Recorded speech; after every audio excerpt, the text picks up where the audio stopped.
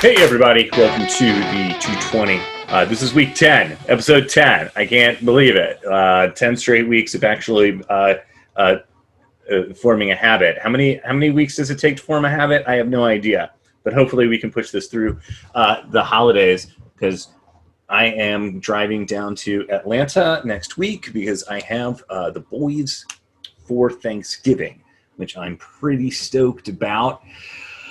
I'm also excited about smoking a turkey, but that's between me and the turkey. Man, I'm running a little late. My weekend has been full, and I've been super lazy today. Yesterday, I taught a play the day course where from 10 a.m. to 5:15 p.m. I pushed, kicking and screaming, 7 high schoolers through the Odyssey, roughly 20-page one act of the Odyssey. This is the third time that I've done it up here in DC. The first month, September, I had 3 kids. Then I had 4 kids in October, and now I have 7 kids. 8 right now because of COVID is the max. And also because of COVID, there was no space in the theater. The theater building. There was no classroom large enough for us to do the traditional performance at the end of the day for the parents, mainly because the theater itself has a show that they're working on, so the theater was unavailable. So I had the bright idea of filming it, and then I had the dumber idea of, let's film this like a movie.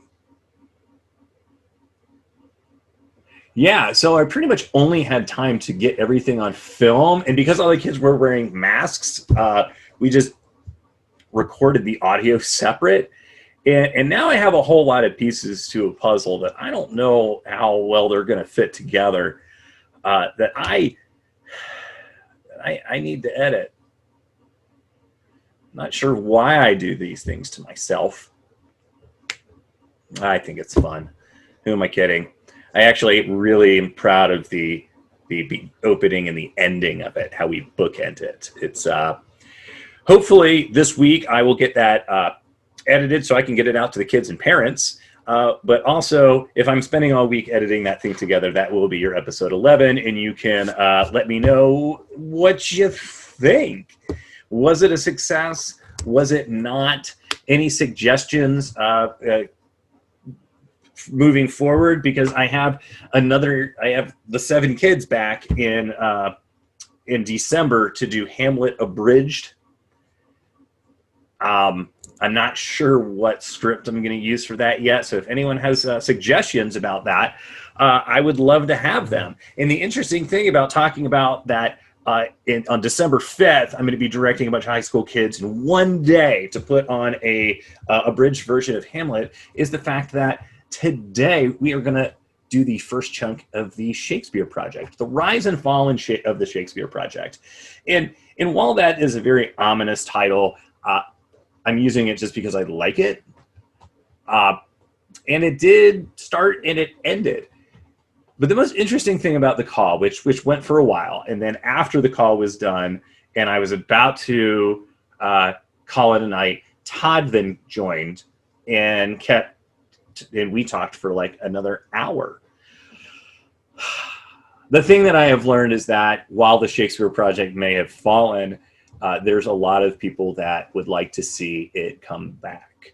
So maybe, just maybe, if we all band together, we can get some shit done. You know what I'm saying? Anyway, hey everybody, I guess I'll see you once more before Thanksgiving, but I'm driving down next week, and if any of the rest of down to Atlanta next week, actually in like 3 days. So I just want to say, for anybody else that might be traveling between now and next weekend, please be safe. Please be safe. Take care and enjoy the episode. We had 2 groups. There was Evan was doing a group of shows and Todd was doing a group of shows, because we had so many students that wanted to be in it, at least that I remember. And so my group, Todd's group, we did Julius Caesar and one other, and I can't remember sorry, what it was. I'll remember it later. And then Evan's group, was doing a couple of other things, and I stood in. I think they did uh um Midsummer Night's Dream, Okay. because it Keep was like talking while I get my Mandy. wine. Okay, it was like Mandy and Davy and Kevin Robertson and oh gosh, uh, Sudie? No, no, no, no, no. It was uh oh gosh, she's gonna get so mad at me. Paul's wife. Oh my God, she's Well, gonna get this so is good that Sarah. you're in on this call because this is the Shakespeare Project call. I know. So, dude, so I have done like so many Shakespeare Project things. So I stood in. That's why I wanted to be on this call. But you Yes. don't remember any of this stuff because that's okay. I'm not that memorable. Well, no. So it's because I only did one. I only did one Shakespeare Project show, and it was the first one. What was your first one? I did Romeo and Juliet, the infamous Romeo and Juliet, where The the one that costuming. was just the prettiest thing. Like it was y'all gorgeous things on stage. That was a gorgeous, so pretty, pretty, pretty. But I didn't think that was a real Shakespeare Project, because the one that I thought was the one where we started it, and then like the next year we started asking alums to come back and act, which I think we need to bring it back because it got a little too alum heavy. Fair enough. We were hungry, we wanted to come back and play on our stage. Right. But I still think it would be good part of the mentorship of the Friends of 220. So I have it in my presentation. But anyway, Oh, to possibly do some alumni shows with the current students. yeah. Ooh, that sounds fun. Well, okay, that's what it became, right? So we started the Shakespeare Project. John Weeks, where he had like the jackhammer thing, which with the logo that we did for the project. I wonder if he still has that. Anyway, so that was an idea for like the Shakespeare Project. But the jackhammer to me looked a little too phallic. But then I'm like, well, it's very Shakespearean. But well, we'll It's see. a codpiece. Go with it.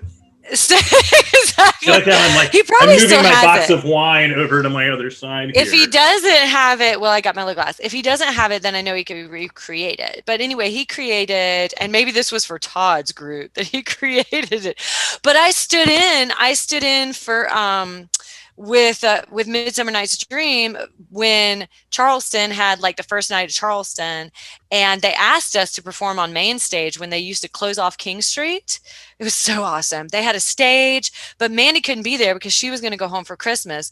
So I got to take over her role because my parents didn't want me around, so I was stuck in Charleston for Christmas, and and that was super fun because that was Davy as it was Davy and Kevin as Demetrius, and oh God, now it's going to be embarrassing. I did have a sip of this before, so now it's going to be embarrassing. But so Davy, and then we had Sarah, and the way that, come on, it was a beautiful marking of our tallness to each other as well, Right. So that was super fun. But anyway, we would switch out for those, but latter Shakespeare shows, alums would come back and we would do a mix. So like when I moved back from California, in, oh gosh, I guess it was 2005 or something, and we were doing Titus. I was the only alum, I think, and then we had teachers, right? So that was the year, I guess. Who was directing it? Wilson. He was in a wheelchair. And so he was directing it. I'm trying to think if I was the only alum. Wayne. Yeah. Wayne Wilson was directing it, and he did a great job. He did a great job directing. But I think I was the only alum, and then we had some community actors too. So some people would come from the community and act, and everybody would learn from each other, and we would have a couple workshops. Right. And it was good for everybody because you could bring alums in that had different experience and they could talk about doing different things. Right. I still think I might be the only one who has been in a show, a reprise of when they did it with Richard III, because I was in the Randolph Hall production, And then I did it with Jamie Smithson. Oh, which the Jamie Smithson one was brought up during the class of 2010 group. See, and I wanted to go, but I couldn't make Monday happen, man, because I knew I could talk to Tony and them about that. I don't know if Tony was on there, but I knew I could talk to the kids now that were in there, because those two Richard the Thirds were so different. Kevin and I mean, Kevin's Richard the Third was this trickster with a dark side, and he was so smart with it, and so charming, right, and funny. And then Jamie, I always just call him, well, he was the devil with the angel face, but the way he moved his body, he was crustacean. And the way that Janine did his costumes, oh my God, he looked like he was a crustacean, a mollusk on stage, just the way he moved. It was really, really cool to see.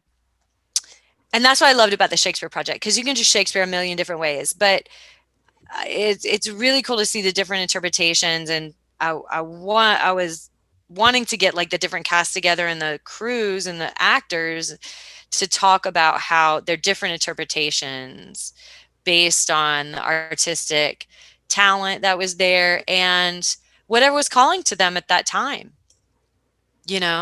Right. But yeah, that was to see Kevin and Jamie just do their thing. Watching some really good actors is always a lot of fun. Yeah. Kevin as Mercutio was pretty awesome. Kill me. So anyway, but do you know what else? But Paul Rolfs played in our first one that didn't really hit it off, because Todd's group, what we did was Julius Caesar, and we did it right there in the little courtyard in front of the Simmons Center. Interesting. Okay. Yeah. And Paul was Mark Antony, and John Weeks was Brutus, and I was Cassius. So we had a great dynamic. It was super fun. But it was really, I mean, it's always just really fun to see Paul like command that stuff. And then John Weeks as a stoic Brutus. It was good. So yeah, I love working with John Weeks. Yeah. Because we played a duo in Imaginary Invalid. Oh my God, that was one of my favorite shows. Yeah, so we did the sword fight with the plunger, and the enema dance is like forever in my hello. Allison, please pronounce your last name for me. Hi, and it's Musnisi. Musnisi. Yeah. Musnisi. What nationality background? What? It's Italian. It's Italian? Okay. I know. I'm pretty sure we changed the spelling upon the coming into the country. you never know. I mean, my grandmother's name was DeAngelis, so I do have some Northern Italian in me, even though I have a very German name. I found out at one point, because I was trying to do ancestry research, and I hit this roadblock. Turns out, this is what I found out, DeAngelis is the last name Italian nuns would give the kids in their orphanages. From the angels. From the angels. Oh, that makes so much sense. I didn't even right? Oh my gosh, that's... Which also means that I know that I've hit the dead end. Like, I've gone as far as I can with that, unless I can, It's like, my great grandfather on that side was probably an orphan or something. How interesting. Right. Well, welcome. It's nice to meet you. So you were, I guess, in the final theater project production. Yeah, I guess I was. Which one was that? What do we consider the final one? I've heard two different things, but we ran in tandem with Hamlet for Rosencrantz and Guildenstern are dead. I think both count. But then they also did a gender-bent Midsummer, not during the Shakespeare Project time. And that was the final show of my senior year in 2015. That whole year. But that was a main stage show. Yeah. Oh my God, Brenna! Oh my gosh, you know people? I know no one these days. Bro, I told you, when I came back from Cali, like I got back into the Shakespeare program, but because I was doing a Shakespeare troupe in California. So I was like, all I want to do is come back and do Shakes. And then, girl, it has been a minute.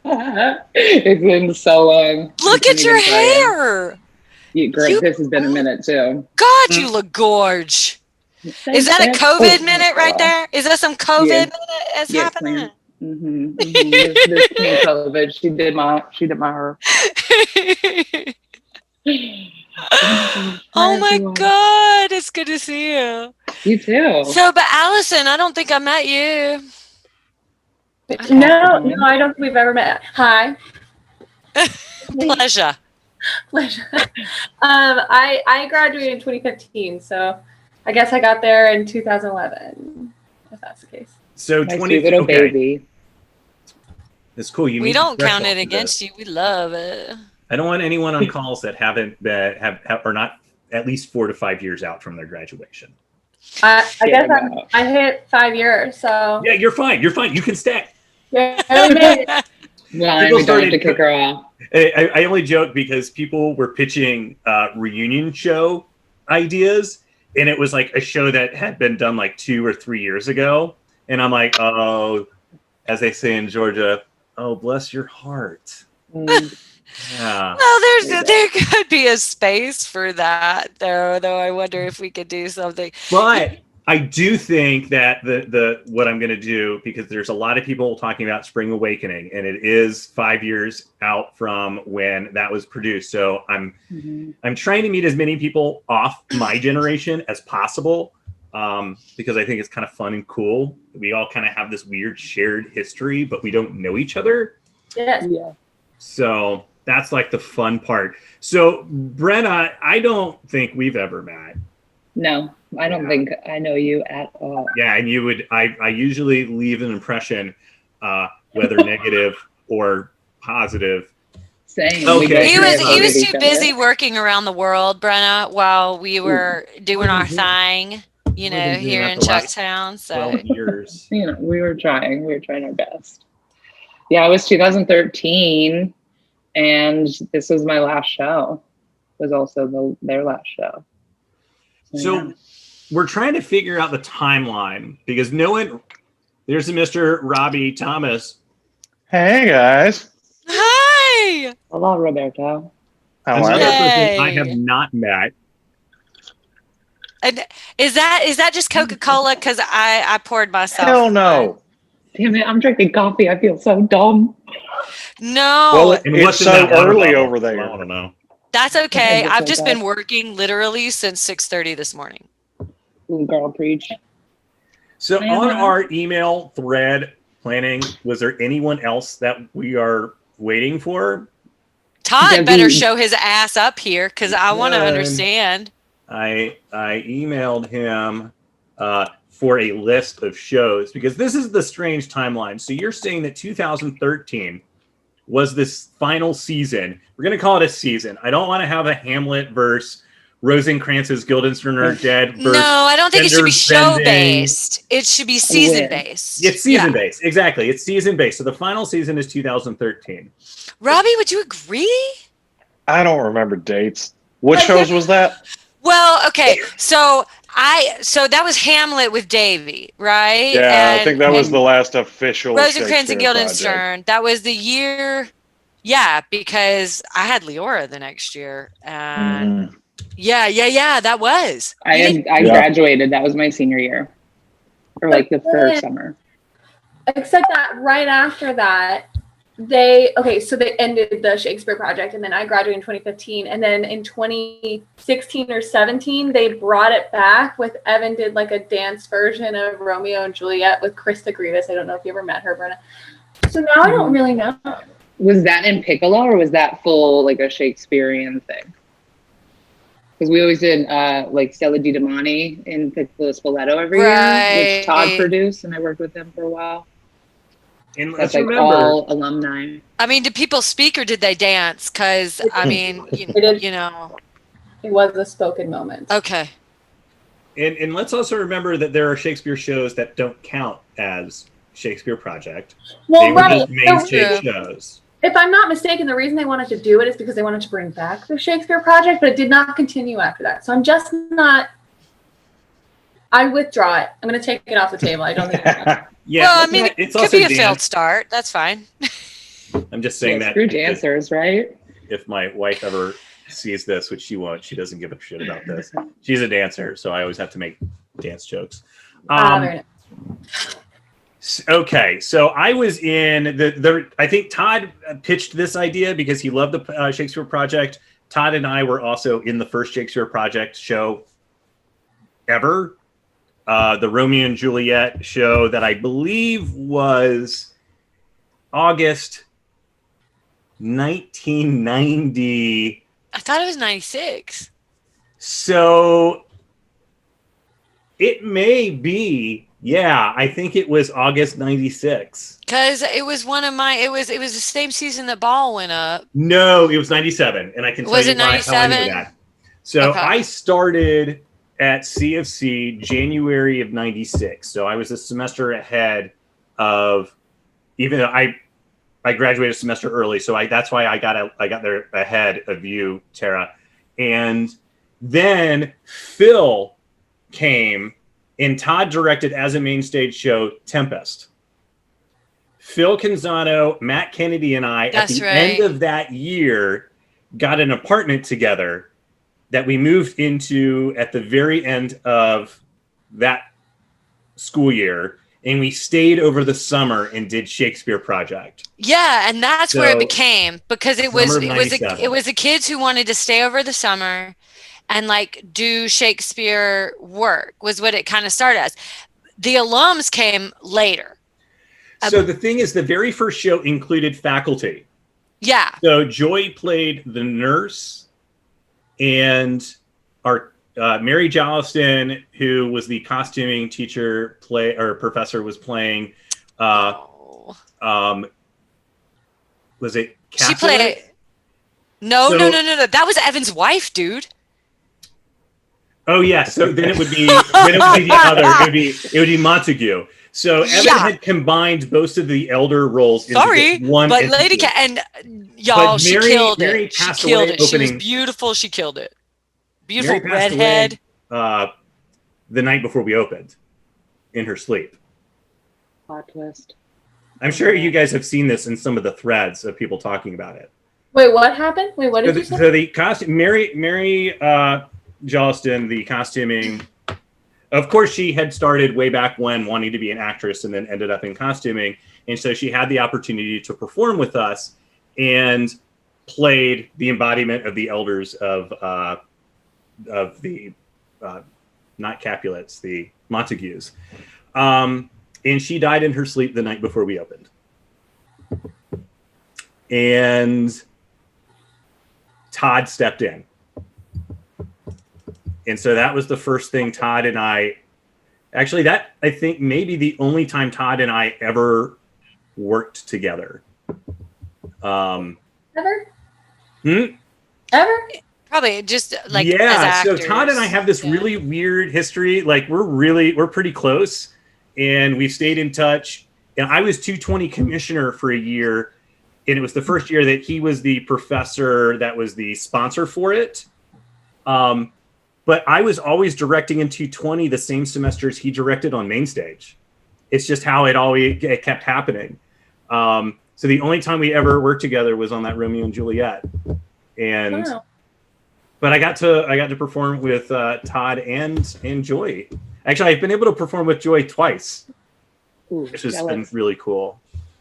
But almost all. So when I was there, Evan was the only acting 2. And right after I took acting 2 is when Joy became an acting 2 teacher. Todd was an adjunct, And then Todd became the third acting professor. And so I did have him as a professor for voice. I never had Joy as a professor. She's perfect. She's amazing. Yeah. You really missed out. It got to the point that there was nothing that she taught that I could take except for African American history. And she's like, boy, you better well, come take my she's class. so personalized, you know, And she I helps love it you individually, you know, so much. Well, she directed me in Angels in America. Oh, That cool. would have been awesome. And so that was cool. And that was a replacement because I replaced the actor 10 days before the show went up, and she called me. And so that was super nice that she had that kind of faith in stepping into a 3-hour show. We love the drama. Yeah, Right? you got Well, some remember crazy when- understudy stories. This is not like Shakespeare, but remember Streetcar when Kurt sliced his hand and Todd Opening yet night. again decided to go on for the lead Well, and script in hand. so you guys probably haven't heard this story, but yes, the guy playing Stanley broke a plate during opening night, and it sliced him. They had to cancel the show and get him to the hospital, and it was determined that there was Like during the show. He did it during the show on stage. There was enough possible nerve damage, and it was that they basically you can't perform. And so Todd performed on book. But what was amazing is that he'd have the book, and it almost became this normal prop. He'd sit it down for a while and then somehow make it back over to where the book was totally organically. Page turn when the focus isn't on him. It was, yeah. And of course, he never told anybody the story. Wait, hold up. I never told anyone that story. I have heard that I've story heard it. from Bobby's Todd heard it 45 times. Todd Million. tells that story every chance he gets. And he even puts in the part where he says, and I made the script organic. I just put it down. It was Schutz, it's like he scripted this for you.